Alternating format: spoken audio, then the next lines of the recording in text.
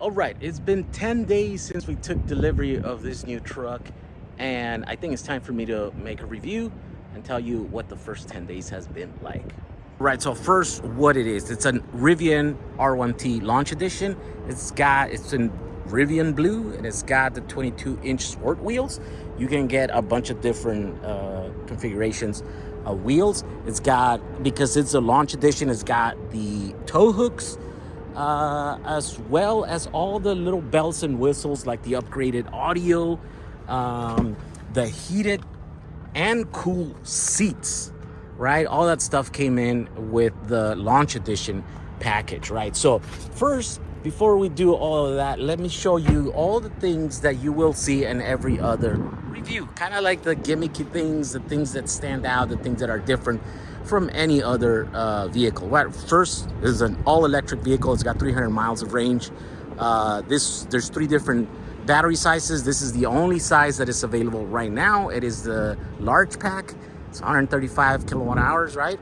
And the thing is with these electric vehicles that are different than everything else is that, well, you have a ton of space because they have what it's commonly now known as a front trunk. This is the Frunk, because there's no engine to go here. The motors are in between on the wheels, right? And they're super small, and so now they allows manufacturers to have this big old thing that you can use to carry junk in there, right? So this one, being the top trim, it has power frunk, I guess, right? So I don't know if in the future there will be lower trim models that will have that as manual, but I doubt it. It's a big piece, so these might be just standard with the car in every trim level, right? Here's the other thing that you're probably gonna see in every other review is the gear tunnel. This is a feature that no other vehicle, no other truck has, right? You press this little button here, and then this thing here opens up, right? And then that has an incredible amount of storage capacity in there. And of course, that gives the opportunity to do all kinds of cool stuff, like Rivian, for example, is doing a kitchen in there. Maybe there's gonna be some toolboxes, maybe an extended range battery that you can put in there. All kinds of things you can be made to put in there, right? And so that's a different thing. You will not find that in any other vehicle, right? Also, it's got storage. This happens to be air hose for the onboard compressor to be able to inflate your tires, right? And on the other side, there's a first aid kit, right? This thing is also not just a cover, it also serves as a step. You can step in here. You can step in here up to 250 pounds of limit. Another feature that is not found on many other trucks is this cover here for the bed, the tonneau cover, right? And it's electrified. Again, I think this being the top trim model, it comes standard with this, but you will have to probably pay more for the future for the other lower trims. The other thing is now the opening of the tailgate. It's been a mid-sized truck. It's got a small bed, right? And so what this allows you to do is have be able to use or put like an 8-foot, pallet of lumber or drywall if you're, in case you are doing some home repairs, that sort of stuff, right? But there's also storage. There's room here for a spare tire. We didn't get that. It's all extra when you have to order it extra, but you could use this for storage for other things. All right, the bed has built-in lighting in there. On this side, it's got 2 outlets to plug in any AC appliance in there, and on this side, it's got the built-in compressor along with a PSI meter. All right, the bed has this system where it's got these mounts that are made for these racks right here, and these racks are super simple to install. You simply click them on there, and those are also available on the top, so you'll be able to mount all kinds of bike racks, tents, camping tents, extra cargo over there, storage for stuff, all kinds of flexibility when it comes to mounting stuff and extra accessories to this truck using these. As far as I can tell, these are custom to this one truck and this one brand, right? All right, this trim level comes equipped standard with air suspension, right? An air ride, which has about 10 inches, I would say, between the lowest setting, which is what you're watching right now, and the highest setting. This is very useful if you're going to be using it for towing heavy stuff, or if you're carrying heavy stuff in the back, it'll just automatically will adjust its height, right, by inflating the suspension. Also, if you're going off-roading and stuff, then you might want to go high. Getting in and out of the truck, it's definitely a lot easier for people, short people like me, when it's set on the lower setting. So this is very useful, and I'm hoping that maybe in the future they will put a setting where as soon as you put it in parking, it will lower the suspension to its lowest position, because that is very useful getting in and out.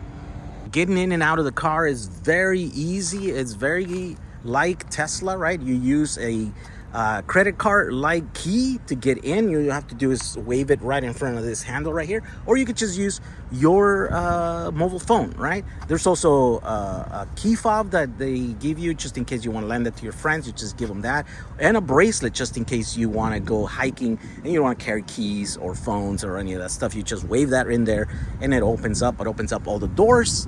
And then you could, in order to turn on the car, this one doesn't have a on-off button, which I think some people have an issue with. I don't think it is a big deal. All you do is just wave it right here, right? Either the key fob or the key cards, and then the car will turn itself on. All right, moving to the interior. This is very luxurious, right? The seats are cooled and heated on this trim level, obviously, because this is the top trim level, the launch edition, right? So old vegan, I think, leather, which just means it's fake, right? It's some kind of plastic or some kind of synthetic stuff, but the stitching is very well done. It's soft and is firm at the same time. It's fancier than any the interior that I've ever had in any other cars, and it's, you know, the back and the front are the same. It's got a bunch of these little accents everywhere, right? But then the front here, it's pretty cool because now you're greeted by two giant screens. This is a very big, very long screen, and then this one is also big and long. And so there's a bunch of stuff that it shows you right here, lets you drive, and you have all this information at right here without having to look too far away from the driving, right? It's got a bunch of features. These are a new breed of cars that will keep getting better with time because there's over-the-air updates, right? So it's got driving modes. Let's look at this, right? So it's got the screen. This is navigation. It's got built-in navigation stuff, and it shows you where to go. If you want to charge, you look for your address right here, and then if you want to charge, then you just put the charging. It shows you all the chargers that are available. This car uses DC fast charging and also level 2 charging, right? And so as you can see here, just in my area, I'm in the Inland Empire in Southern California. There's 6 stalls here. There's 1 there, 3 there, 5 there, 2 there, 4. And if you want to know more about the information, all you have to do is click on here, and it shows you this is a 50 kilowatt station. Is now one of the fastest ones. This car, from our experience, has charges up to 150. We haven't been able to get it past that, and even when you connect it to 350 kilowatt stations, right? So there we go. That is that. Then the music, obviously, it's got all kinds of connectivity, anything that the modern vehicles should have. Okay, the next big item here on the menu is the drive modes, right? So it's got an all-purpose. You have to step on the brake to be able to activate them. All-purpose, sport, conserve, off-road, and then towing, right? All-purpose pretty much lets you adjust all kinds of stuff, like including the suspension height. In this case, right, we have on low. It was at very low, and then right now it's going to low, right? You can set it the lowest in different. So these are kind of presets, right? All-purpose, I think you can adjust a bunch of stuff, but then if you just want sport, for example, then it'll tell you that it'll lower the ride height, but then it also makes the car go very fast. By the way, if you don't know how fast this car is, it's like a race car. You can beat Corvettes and probably some Lambos and Lamborghinis with this car, right? It's 0 to 60 3.0 seconds, right? 3 seconds, 0 to 60. 4 motors, which together produce about 850 horsepower. So this is a beast. This is faster, stupid fast, faster than anyone should have. But with that, here's the other cool thing. It's got stability control, right? And so this is a computer, by the way, if you don't know, that is, if you know, this is going to sound me stupid just explaining it, but basically it's a little computer that keeps you safe.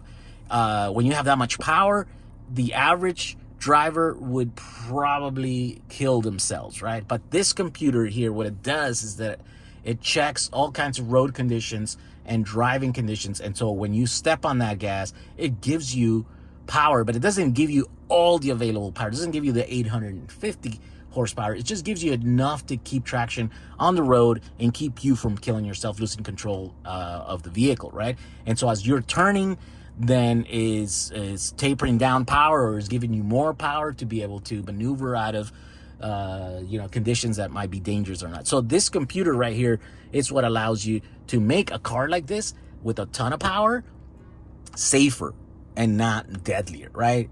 If you put this much power on a classic car, for example, it becomes much more dangerous because you very easily can lose control of it, right? But this is a modern car and is able to do a bunch of those things, right? Conserve is if you're going on a trip, and so it turns off the rear motors and it only allows you to use the front wheel drive without a height adjustments or aerodynamic efficiency and range.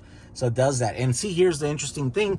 You have the range right here, 213 right now, right? But if you put it on all purpose, for example, it goes down to 198 miles, right? So it knows that it's going to use more energy. If you put it on sport, let me see what will happen to sport. Yeah, it's for sport, it even lowers even more. So in sport, we only have 193, right? So this will adjust according to, or predict according to what settings you're going to do and things you're going to be doing that. It's capable of towing 11,000 pounds, so it's very powerful. And there are many videos of radio people that are towing big loads, and they say that it's like no other truck with this amount of torque and this amount of horsepower on this car. It just does an amazing job. Next, coming up here, it's just the screen tells you what the car is. And it lets you put some settings, right? It just you adjust the mirrors and the passenger windows. By the way, all this stuff adjusts automatically. You set it and you set profiles. And when you walk into the car, if your phone is your key, then it recognizes that it's you, and then it sets up all your settings, right? So if you are a different height than your spouse, for example, and they're completely opposite ends, right? So that would be very useful, because as soon as it detects that it's one or the other, then it'll set the height of the seat, the position of the, mirrors, all that stuff. But of course, all that stuff is kind of standard with like high-end luxury vehicles already, right? But this has it because, well, it's a high-end luxury vehicle. A bunch of lighting stuff, charging. It lets you turn on and off all the 120 volt outlets. It's got a built-in inverter, right? So you can power AC devices when you're camping, or when you're actually rolling down the road. You can turn this on, and when the car is running, and then you can be, charging your camera, charging your whatever, that you need to, if it needs 120 volts AC outlets, right? And it also lets you change the output of those plugs for some reason. I think I would see like maybe it's more efficient if you lower it, if you only need 2 amps because you're charging some camera battery or something. You don't need all 48 amps, but maybe you do need it if you're powering something heavy, right? So let's turn those off. You can open up the charging port from inside, and then it set the percentage of how much you want to charge it. This is an electric vehicle, so you have to charge it. Most of the time you're going to charge it at home, and so you're charging it at home with 300 miles. If you want your battery to last a very long time, and then you just set it to daily, which is 70%, or extend it to 85%, or trip. If you want to take a trip and you absolutely need every single mile to make it to the next charging station, then you put it to trip and set it. You could also set charging schedules just in case that your electricity is cheaper starting at midnight in places, or 2 in the morning, depending on time of use, right? So you can just plug it in as soon as you get home. You don't have to worry about making sure that you come back at 1 or 2 in the morning. When the rate changes, the car will just start charging then, right? So this is very useful. Other than that, let's move to this thing. This is, I think this is called Gear Guard, and it's basically an app that lets you record, use all the onboard cameras to record if something is happening around the car. So if you come back and somebody vandalized your car, then you have a visual record, a video record of that, right? So then you can share that with police and stuff. Here is where my wife usually parks at work, and so it recorded some motion in there. Someone was probably looking by, and it's got tons of cameras. Probably it's got like over 10 cameras, all kinds of stuff in there that you can see. In fact, when you put the cameras, it's got this cool feature that it's a 360 and it's from above, and it allows you to check the accuracy when you're parking, right? Like sometimes you're like, am I within the lines or am I too far left or left? This right here is very useful for that.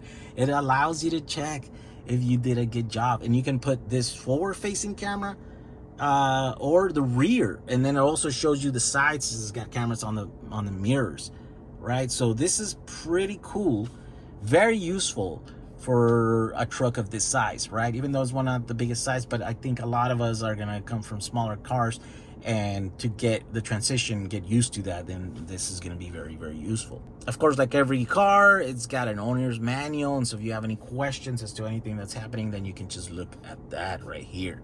All right, so now that we've had this truck for 10 days, well, we are a bit more acquainted with it, right? There's a bunch of things that are new to us, right? We never owned a truck before, never an electric truck before, and so we took this on a 1,000-mile road trip. This thing already has 1,000 miles because that's what we did on the third day that we had it, right? And so now I can tell you, this is one of the best vehicles that I have ever owned and I've ever seen. And of course, we do have a Tesla, so that's our background coming from that, right? There's a bunch of little things that we don't like about the Tesla that we are, you know, they're gonna get fixed on this one right here, right? So the suspension, air ride suspension, is a thing of beauty. It lets you set their suspension. I mean, it's super soft riding, and the fact that you can change it up and down, the fact that you can throw some cargo in the back of there. I threw a 600-pound pack of batteries, pallet of batteries in the back, and this thing took it like nothing. The suspension just automatically adjusted itself, and so that's a good thing, right? Charging was a big issue. We didn't know how it was to charge on this car because, well, all we know is the Tesla charging network, and that one is pretty good, right? For the most part, they're everywhere. The car tells you where they're at, and then when you get there, they're nice, and then most of the time they work and they charge fast, right? And so you're only there for 10-20 minutes and then you're on your way. But this is Publix charging stations now, right? There's different networks that you have to join and you have to use, and not all of them work, and not all of them have, I mean, there's just every single station. We only checked out 3 or 4 stations on this trip. They were all had a faulty equipment that did not work, right? Or that did not perform the way that it was specified in the thing, right? So charging is gonna be not as good as this, but at least the big network that I'm finding out is here in California, at the very least, is the Electrify America, which is the Volkswagen thing, you know, that the government made Volkswagen do to Dieselgate or whatever. And you could see that money is being well spent, because those chargers are fast, and they usually put a bunch of them, and they're brand new, and they're popping up everywhere. Most of the Walmarts will have those, and so those are really good, and those are what we were able to use and achieve the fastest charging speeds on those, right? And so those are pretty cool. Other than that, this car is amazing. I mean, I think it's like a jack of all trades, right? It doesn't do any one thing better than anybody else or than any other car, right? Like, it's not the fastest car that you can get, right? But it is pretty much faster than 99.9% of cars out there, I think, right? The two top level Teslas, right? The Plaids, then they're faster than this. There might be some supercars or hypercars that are faster than this, but for the most part, I mean, this is the fastest car that I probably gonna ever own, right? I don't know, maybe not. Other than that, I mean, it's super luxurious, it's comfortable, it's got a ton of features. It lets you, you know, if you want to move grandma, for example, or help someone move, It's got a bed. It's not the biggest bed in the world, right? People are saying like, that's a stupid truck. Yes, but does your truck have air suspension? Can your truck do 0 to 60 in 3.6 miles, right? Is it as comfortable to drive around? Is it as fun? Is it as affordable? We did 1,000 miles, and without even paying for the memberships to all these networks, we were able to do the 1,000-mile trip with only about $50 worth of charging, right? So compare that to your gas truck, full-size truck that you can haul or whatever, and so this thing does a bunch of things better than a bunch of other cars, but it doesn't do that one single thing better than any, right? So there are better trucks out there, there are more luxurious cars, but this is kind of like all packaged into one. Is it expensive? I think it is. This is now, I think if you will need to order this, now it's like $90,000 or $94,000, something like that. I think it is expensive, most expensive car that I ever bought. But if you're in the market for like a car that can do everything, right, can do so many things so well, a car that you're gonna love, the car that you can go off-roading, or you can use it for family and just go to the grocery store, or that sort of stuff, yeah, I think it's worth it, right? Otherwise you would need 2 cars to do all those things at the same level that this one does. So maybe it's not expensive when you look at it that way, right? But it is an expensive truck. It's a luxury truck, so keep that in mind, right? And so that's why it doesn't 100% compare, I think, to traditional trucks out there. And so I think that's a bit of a problem that people are getting with it, right? So driving it, it's a pleasure. I mean, it is nice, it's fast, like I said. It's like, it's stupid fast. Is that a good thing? I don't know. I think it is a good thing, because then you can tow 11,000 pounds and not feel it, right? Or you can just go and have a bit of fun, or maybe you can get away from some trouble, some accidents that you see coming, and you're able to get out of the... There's, also can get you in trouble, right? If you have kids and you let them drive this thing, then, maybe that's more of a bad thing, having all that power in there. All right, now that we know all the good things and the things that everybody raves about this truck, let's talk about the bad things. And let's start with the price, right? It's $90,000 for a truck is quite a bit of money. I know there are a lot of other trucks out there. The top of the line, you can pay the same, but it is quite a bit, right? Now, the good thing about this, the Rivian has announced the lower trims, right, of this one truck. Like, not everybody needs... Does anybody need 800 horsepower? No, I think almost nobody needs that, right? So cars have been able to get away, or be able to do with 400 horsepower for a long time, 100 years now. So they have released announced a 2-motor version of this, right? And so it's 9.5 800. It's going to have more like 400 horsepower, and that is going to lower the price probably by $12,000. There's a bunch of other stuff. There's a smaller battery that's going to be available, so then that's another $12,000 or $6,000 that's going to be lower. So maybe in the future, this car will not be so expensive. There will be able to get lower trims that you'll be able to get, right?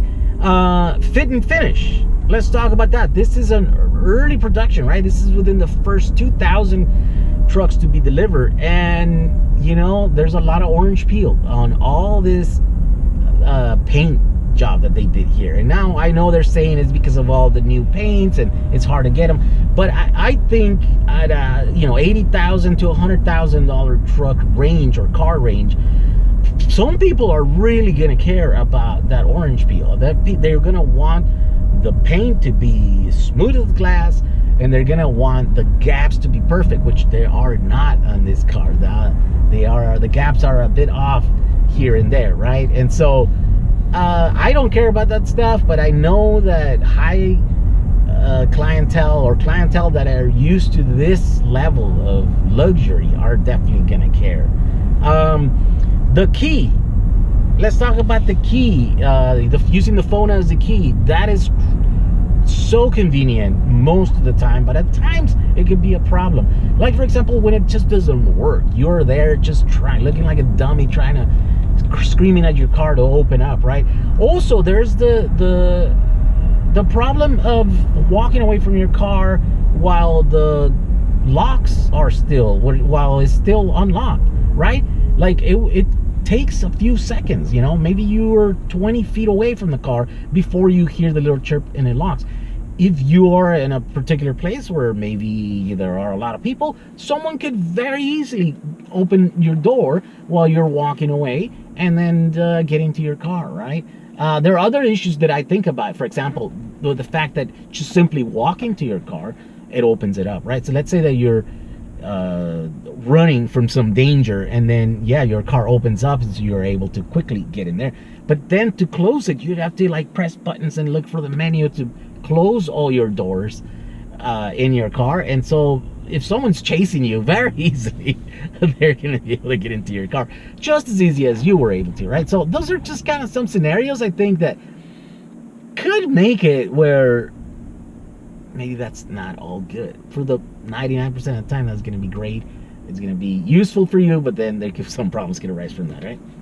Another downside that I can think of is the fact that these are so early in the production, right? So there are going to be bugs and there's going to be issues. We already had an instance when we were off-roading, and it wasn't a particularly like harsh road or environment. It was like 6-mile dirt road that we went on, and we got an alert that the air compressor was overheating, right? Now that just happened a couple times, and then the problem seemed to go away. But we do have another alert here that just says brake right on the dash here. When you look at the user's manual, I think that's a fault. There's something wrong with a brake system, and so now we're probably gonna have to send this to be fixed, or maybe it's an issue that can be fixed over the air, but we don't know. I think there's gonna be quite a bit of those issues because this is such a new car. And so if you've pre-ordered this, you know, in 2020 or 2021, then you might get some of those issues in your car until they kind of iron out. Now, if you're ordering today, I think by the time that you get delivery of your vehicle, maybe they're gonna iron out all those problems, and then you'll be fine, right? So that's something to think about when you're getting super early production vehicles, sort of like this one, within the first 2,000 for me, right? So, you know, it's gonna, you're kind of still like the tester, the beta tester for this sort of stuff, and it could be problematic. There are a few other things here, like for example, my phone not charging. Is supposed to have wireless charging here, but this pad that they put in there, it has to be like positioned at a perfect spot. If it moves a little bit, then it stops charging. So during this trip, what I ended up doing is just putting a cable and charging, right? So it's a minor thing, but it is kind of frustrating thing. Another thing is this car has a Driver Plus, it's called, feature, right? Which it basically drives for itself when you're on the highway. Very similar to what Tesla has, except that it's not available in as many areas as Tesla has it now, right? And so, of course, that's going to get better with time as more of these cars are on the road, and they expand that feature and they update it, and it makes it better, right? So I don't know. That's kind of hard to complain about that, because I'm like, now I'm starting to sound like I'm spoiled here, right? I'm like, oh, I have to drive my car won't drive for itself, you know. But it is a thing, it's a feature that is in modern cars, at least in Teslas and in these cars too. And once you have it, it's so hard to go back, because when you have a long trip and you just want to just turn your brain off a little bit, you just click on that thing and the car does it. And all you have to do is just kind of be alert, you know, keep your hands on the steering wheel. It's just in case the car freaks out or it just is not able to keep driving, then you're there to, you know, take over, right? But it is very, very useful when you're tired. It probably does a better job of driving in a straight line and following the other cars and the other traffic than you can, right? And so we are used to it, and we did miss it in this 1,000-mile trip that we did, as it was not available in most of the highways that we took. Another double-edged sword is this beautiful glass ceiling or roof on this car. It's amazing. It gives you this airy feel. You can look up and you can see the sky, and it's blue. It's great. It's supposed to be really good for safety, right? It's way more stable. Crash tests on Teslas that have all glass roof prove to be safer than if it was a steel roof, right? The problem with it though is that it's hot. And even though it has a UV like blocker or whatever, the sun shines right through and it heats you up, and so I'm always like hot. That's the problem, right? I'm always like, oh my god, it's so hot, turn the AC on, because I'm always cooking. So be prepared for that. In this one trip that we did, we ended up having to block that, and you can see here whoever did it, I think I took a picture of it. And so yeah, you might have to get a cover for that, which I guess is not that big of a deal, but it is an issue. It's a nice feature to have, but sometimes it just gets annoying because you're hot all the time.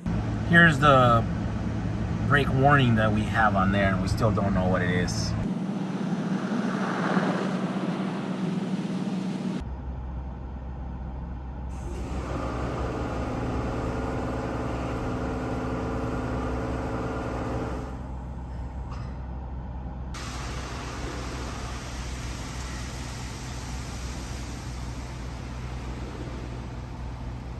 So there you go. Those are my thoughts for the first 10 days. It turns out I have a lot more to say. I thought I was going to combine this and show you that trip that we did, at least some images, but this is 30-minute video. And so it turns out I had a lot to say.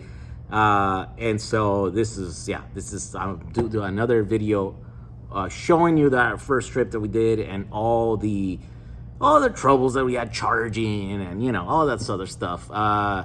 Stay tuned for that video coming next, right? Okay, thank you for watching this video. We'll see you guys on the next one. Bye.